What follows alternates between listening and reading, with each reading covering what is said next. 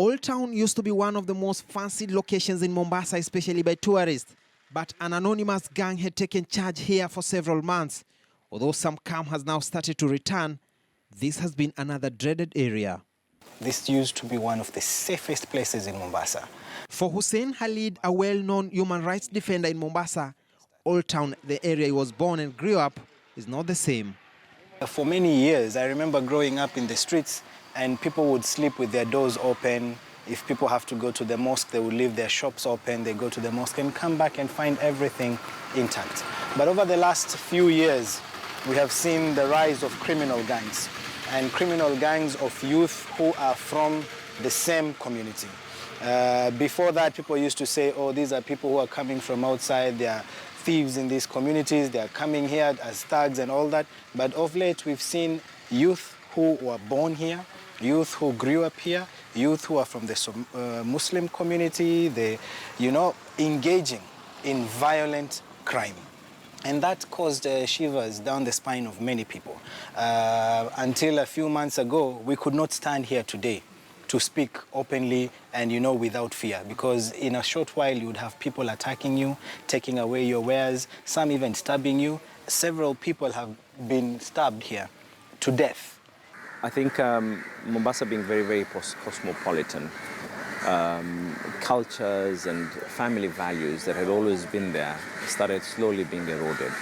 And that is the reason why in a number of my addresses to the public is that the family and the society has to take charge. You can never totally put a pointing blame on someone else. Whilst, yes, there could be a catalyst for crime to be there, but eventually you cannot tell me that a 16-year-old is engaging in crime because they are jobless. A 16-year-old is meant to be in school. This is the reason why we came up with these programs like the eye scanners in schools, so that a parent can be able to know. And we can also be able to eventually trace with one simple button. We can be able to now know which parent is lacking and is slacking when it comes to ensuring that their child goes to school. And then that parent can be engaged by the relevant authorities. Statistics by Haki Africa indicate that at least 16 have died in the hands of criminal gangs in this town in a span of 2 years. Supremacy fights within the gang establishments have resulted in the formation of splinter groups: Forest Brigade, Gaza Brigade, Wajukuu wa Bibi, Young Turks, Thug Life, Boko Haram and the Kapenguria 6 are just some of them. Kuna mama mmoja ambaye anaitwa Wairimo, ambao mama mwenyewe kusema kweli mimi siwezi kumjua mahali anaishi. Ufanya kuambiwa na kapteni, bwana mpaka dakika sasa bwana kunahitajika jeneza. Na vile anasema kwamba kunahitajika jeneza, wanga anaweza kuchagua kama ni mtu 5, mtu 10. Tunaomba mpaka dakika sasa mama anatuchukua vizuri, anatoka katika gari, manake mama mwenyewe anga kona haria, anaitwa mama Wairimo, akona haria, ambapo gari lenyewe wanga anatuchukua, anatuweka ndani, anaenda kwa makadara, anaangalia jeneza. Akishaangalia jeneza, anadai kama anapiga pale pole, anakuja anamchukua kapteni, akishamchukua kapteni anachukua kama anajua watu fulani ndio tutaenda nao katika kazi. Anatuchukua kama mtu 5 ama mtu 10. Tunaenda na mama. Naingia katika gari la mama ambalo ni hiyo haria. Tunaenda mpaka kule mahali kunazikwa mtu mwenyewe, ambao mtu kama yule akishakufa katika kalikuwa zongo anamuita kwamba mjinga. Ona. Wangu anamuita kwamba mjinga. Unasikia kwamba fulani bwana mjinga ametuna. Ile kutuna ni kwamba amekufa. Kwa hivyo inabidi niko katika haria, tunaenda mpaka hapo vizuri, tunaenda tunaangalia jeneza yenyewe kama ni manyimbo hapo anazikwa kweli, tunaangalia kweli. Mama akwambia unaona jeneza hili ndo nalitaka. Inabidi tunaliona pale kabisa na mama. Shule na mama naambia mama time fulani ndo tafanya kazi. Time ikishafika sisi wanga tushafika pale. Kuna mkubwa wetu anapiga simu, pick up inakuja, tunaletewa tools kama ni shepe, kama ni jembe nini. Tunaanza, kuna wale ambao wa kutoa mchanga kwanza, Alafu kuna wale ambao kubeba ile sanduku kulieka nje, kuna mwingine ambaye anapatoa pati yake ambaye ni kutoa ile maiti ndani na kumregesha pale, kuna wale kubeba ile jeneza na kulipoweka kwenye gari, alafu sote tunaingia katika gari naenda mpaka kwa mama. Na tunakutana mama mwenyewe kama ni wanaweza kusema kama tukutane kama mali fulani kama Bamburi, Mtwapa, wapi. Sasa ile jeneza huwezi kujua mahali mama anapeleka, lakini kapteni ndo anajua. Mpaka kapteni wangu anatuambia kwamba dakika sasa jeneza lile kishachukuliwa wanga linaweza kupelekwa mahali kunajulikana kama Makadara kwa majeneza. Ninapelekwa pale na usiku wa manane, nenda pale ninaingizwa pale ndani na store, alafu ninafanya mambo yake usiku huo. Shafa mambo yake fika asubuhi jeneza liko pale kama vile lipya. Labda tumechukua jeneza labda nilelifu kama 70 ama 90, mama inabidi mpaka sasa nitapata shilingi 50,000. Kwa hiyo nachukua pesa ile. Inabidi kesha anaenda kuangalia lingine. Hivyo ndio kwa tunafanya. Na tushafufua wengi hapo ndani ya Manyimbo. Tushafufua wengi hapo ndani ya Kongoea ambao ni makaburini hapo. Maana bezi wakali kwanza kitambo ilikuwa Kongoea, makaburini. Ambao walikuwa kufika pale makaburini upande huko kwa kuuza njugu utapata wamekaa hapo wengi sana. Lakini sasa vile kumewekwa ukuta ni ngumu kuona pale.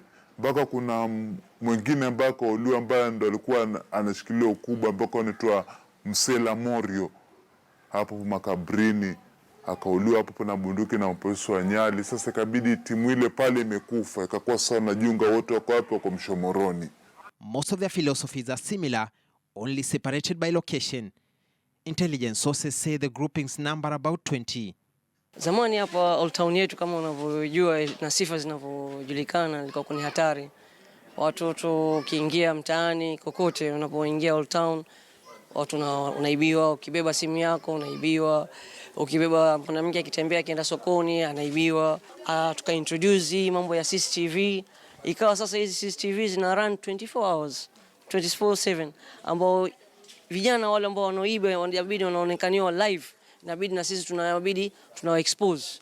Bwana wewe unajulikana ni mtoto fulani, tuna expose. Sasa inabidi wanaogopa kuanza kufanya ile uhalifu. Hivi so far tangu tuanze mradi wa CCTV imetusaidia vikubwa sana kiasi cha kuwa 99% ya uhalifu umepotea. Sasa hii watu wanaweza kutembea barabarani, tuktuk zinaweza tembea barabarani. Hakuna mtu anayewavamia. Vijana wenyewe pia wamesurrender, wamekuwa yani sasa hii wataka kusaidiwa, wanasaidiwa. Mheshimiwa pia anajaribu kuwasaidia kikazi, wanafungulia biashara. Yani wao vijana sasa hii wanahofia, wanajua wazi wakifanya kitu kamera zinawanasa. Tumjue yeye ameingia live hapo. Umeona pale tulipoingia ile entrance. Wamuona the CCTV actually themselves, every area is controlled by the locals themselves, totally by the locals themselves, and they now have access to be able to see. And areas where crime had been very, very high, where criminals used to pass, once one person is seen and one person is caught, then it becomes very, very easy to try and subdue people getting tempted into crime.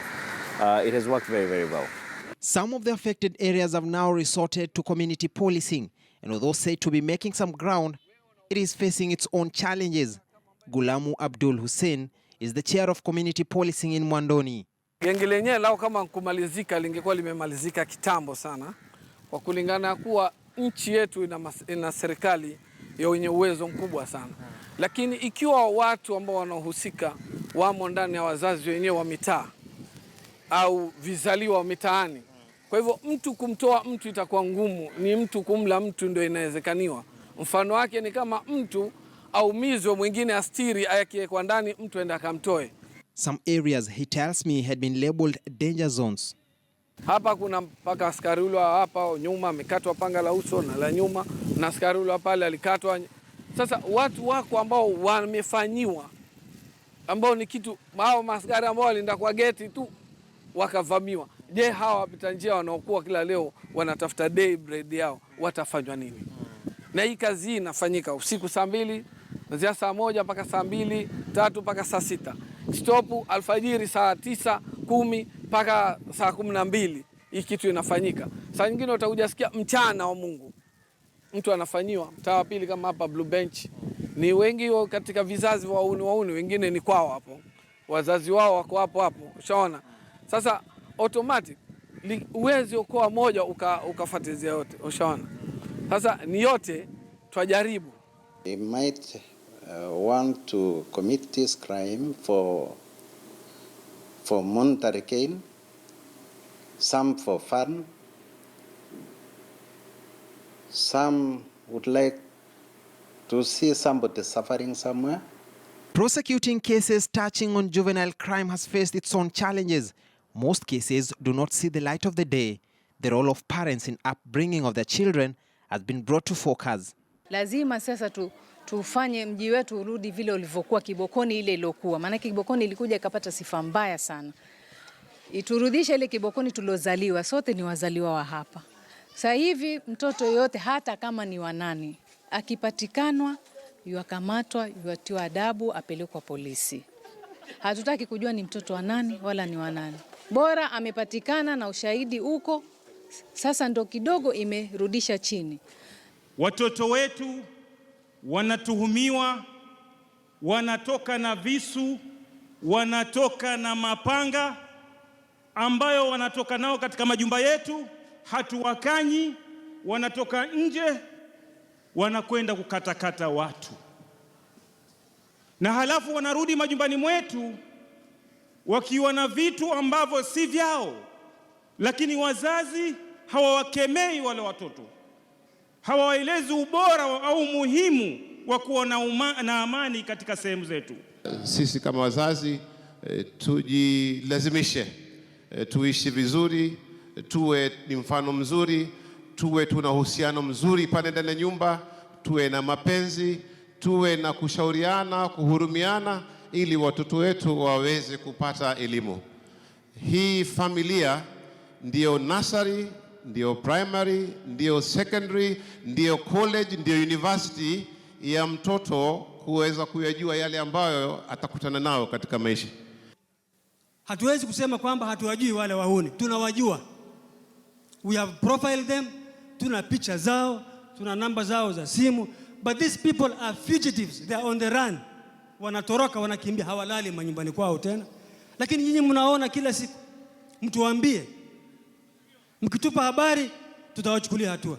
Na mimi natoa onyo wale vijana ambao bado wanaendelea, ambao majina yao tunawajua na wako hapa Old Town, wajisalimishe tuwarekebishe. Reports of robbery incidents along popular beaches such as Pirates and Nyali have been blamed on these groups, and such incidences continue to increase. Well, poverty and unemployment clearly is goading youths towards the wrong direction, making many youths waste their lives. Although security apparatus say they are making headways, clearly it remains a top priority to end crime in Mombasa. And that's where we end Behind the Headlines tonight.